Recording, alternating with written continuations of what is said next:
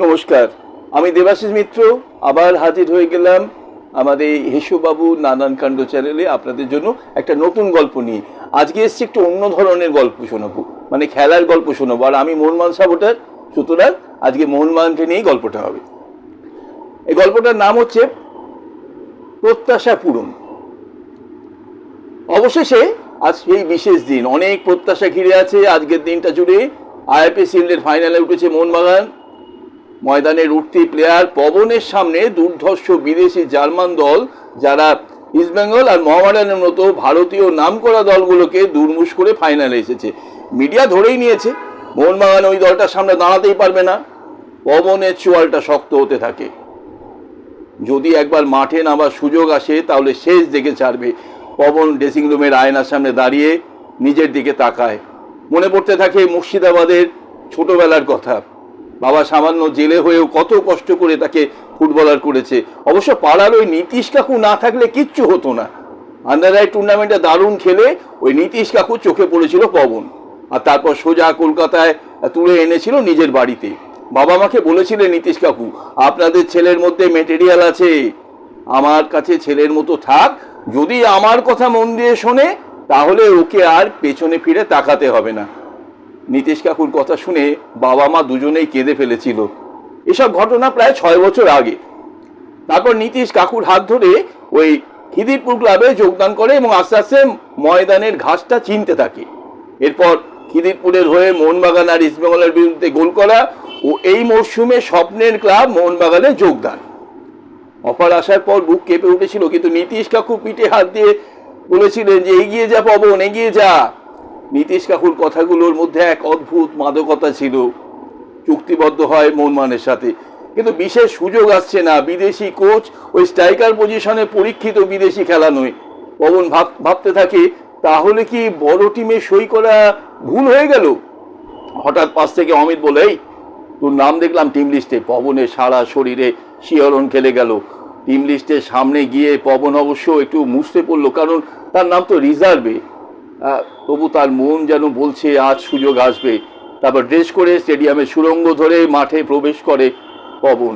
কিছুক্ষণ গা ঘামিয়ে রিজার্ভ বেঞ্চে এসে বসে পবন। প্রায় 70 থেকে 80 হাজার সমর্থকে পরিপূর্ণ। পবনের চোখ চকচক করে ওঠে। যদি আজ একবার সুযোগ পায়, কিন্তু মাত্র কিছুদিন প্র্যাকটিস করেছে, তাতে করে এত বড় ম্যাচে চান্স কি পাবে পবন? ওদিকে খেলা শুরু হয়ে গেছে। জার্মান দলটা প্রথম থেকেই খেলা ধরে নিয়েছে। মোহনবাগান পাচ্ছে না ওদের স্পিড আর বডি ওয়েটের জন্য। যদিও মোহনবাগান টিমের বিদেশিরা লড়ছে, কিন্তু সংখ্যায় তো তারা মাত্র 4। অন্যদিকে মোহনবাগানের স্বদেশীয় ছেলেরাও পেরে উঠছে না। গোলকিপারের জন্য বেঁচে যাচ্ছে মোহনবাগান। জার্মান গোলটা একটা গোল করে দিল। পবনের চোখ বন্ধ হয়ে এলো। একটা সুযোগ কি তার জন্য আসবে না? হাফ টাইমের বাঁশি বাজিয়ে দিয়েছে রেফারি। অন্যদের সাথে পবনও ড্রেসিং রুমে ফিরে আসে। মোহনবাগানের বিদেশি কোচ বুঝিয়ে দিচ্ছেন কোথায় কোথায় ভুল হচ্ছে। পবনও শুনছে, কিন্তু ওদিকে আবার শুরু হতে চলেছে দ্বিতীয়ার্ধের খেলা। মাঠে বৃষ্টি শুরু হয়ে গেছে। হঠাৎ দলের সহকারী কোচ অলোক দায় গিয়ে এসে পবনকে বলে, পবন ওয়ার্ম আপ কর, নামতে হবে। পবনের শরীরে রক্ত যেন ফুটতে শুরু করেছে। আর মাত্র 25 মিনিট মতন বাকি। বিদেশি কোচের নির্দেশ অনুসারে সহকারী কোচ পবনকে সব বুঝিয়ে দেয়। পবন এবার মাঠে নামে। পবন বুঝতে পারে এই ঠাঁই বড় কঠিন ঠাঁই। ভেজা মাঠে খেলার অভিজ্ঞতা পবনের ভালোই আছে। এদেরকে জব্দ করতে হলে বল যথাসম্ভব মাটিতে রেখে খেলতে হবে এবং দৌড় করাতে হবে। আর মাত্র 15 মিনিট বাকি। ওদের ওই দুটো লম্বু স্টপার ভিজে মাঠে হাঁপিয়ে পড়ছে। আঘাত করবার এই বিশেষ সময় মোহনবাগানের ফ্রান্সিস ডান দিকের উইং ধরে ঢুকছে। ওই তো ইনসাইড দেখে আউটসাইড মেরে ওদের সাইড ব্যাকটাকে ঘাস ধরিয়ে দিয়েছে। সেন্টার উড়ে আসছে জার্মান টিমের গোলের সামনে। মিডফিল্ডার স্নেহাসিস বলটা রিসিভ করে বলটা আলতো ছোঁয়ায় লক করে দিয়েছে। পবন নিজের গোলের দিকে মুখ করে দাঁড়িয়ে। ওদের গোলকিপারটা ভাবছে পবন বলটা রিসিভ করে টার্ন নেবে। পবন আর কোনো সুযোগ না দিয়ে শরীরটা বলের নিচে নিয়ে গিয়ে ব্যাক ভলি করে কোনো কিছু না ভেবে তারপর পবন শুনতে পায় গগন ফাটানো চিৎকার, গোল! দলের সব প্লেয়াররা ছুটে এসেছে, আদরে ভালোবাসায় ভরিয়ে দিচ্ছে তাকে। কিন্তু না, এখনো খেলা শেষ হয়নি। সকলকে সতর্ক হয়ে খেলতে হবে। জার্মান টিমটা খোঁচা খাওয়া বাঘের মতো যেন ঝাঁপিয়ে পড়েছে মোহনবাগানের উপর। ডিফেন্স অসম্ভব ভালো খেলছে, এত স্পিডে খেলা চলছে আর পারা যাচ্ছে না। আর মাত্র 2 মিনিট বাকি। মোহনবাগান একটা কর্নার পেয়েছে, অনির্বাণ কর্নার মারতে যাচ্ছে, ডান পায়ে খুব ভালো আউটসুইং করায় অনির্বাণ বলটা ভাসিয়ে দিয়েছে, টপ বক্সে বলটা ভেসে আসছে, ফ্রান্সিস আর ওদের জার্মান ডিফেন্ডারের মাথার ওপর দিয়ে বলটা নেমে আসছে। পবন যেন রক্তে স্বাদ পাওয়া একটা বাঘ, সমস্ত শরীরটা ভাসিয়ে দেয় বলের অভিমুখে। অন্যদিক থেকে ওদের দ্বিতীয় স্টপারটা পা চালিয়ে দিয়েছে, কিন্তু পবনের মাথার সঙ্গে বলের অপূর্ব সংযোগ হয়েছে। বলটা ভাসতে ভাসতে গোলকিপারের বাঁ দিক দিয়ে জালে ঢুকছে। পবনের মনে হচ্ছে তার বাবা মায়ের কষ্ট যন্ত্রণা, এতদিনের পরিশ্রমের কথা। চারিদিকে আবার সেই আওয়াজে সল্টলেক যুব ভারতী স্টেডিয়াম ফেটে যাচ্ছে। গোল! পবন ছিটকে গিয়ে পড়েছে, সহ খেলোয়াড়রা জড়িয়ে ধরেছে।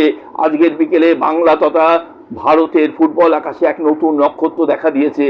কিন্তু পবন উঠছে না কেন? পবনের সারা মুখ রক্তে ভেসে গেছে।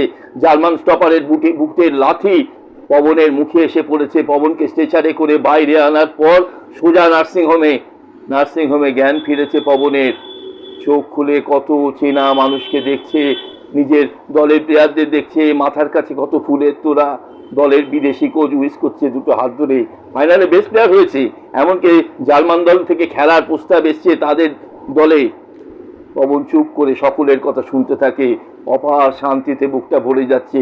সে প্রত্যাশা পূরণ করতে পেরেছে। আহ, কি আনন্দ! বুক ভরা আনন্দের রেশ নিজের মাঝে ধরে রাখার জন্য ঘামে ভেজা মোহনবাগানের জার্সিটা নিজের মুঠোর মাঝে চেপে ধরে সজোরে। আমার এই গল্পটা এখানেই শেষ হলো। সবাই খুব ভালো থাকবেন। আর সামনে আইএসএল চলছে, মোহনবাগানের জন্য সবাই কিন্তু গলা মেলাবেন, আমি বলে রাখছি। শুধু সবাই মিলে বলবেন গোল! আজকের মতো বিদায় নিলাম। আপনাদের যদি চ্যানেলটা ভালো লাগে সাবস্ক্রাইব করবেন এবং আমার পাশে থাকবেন। নমস্কার।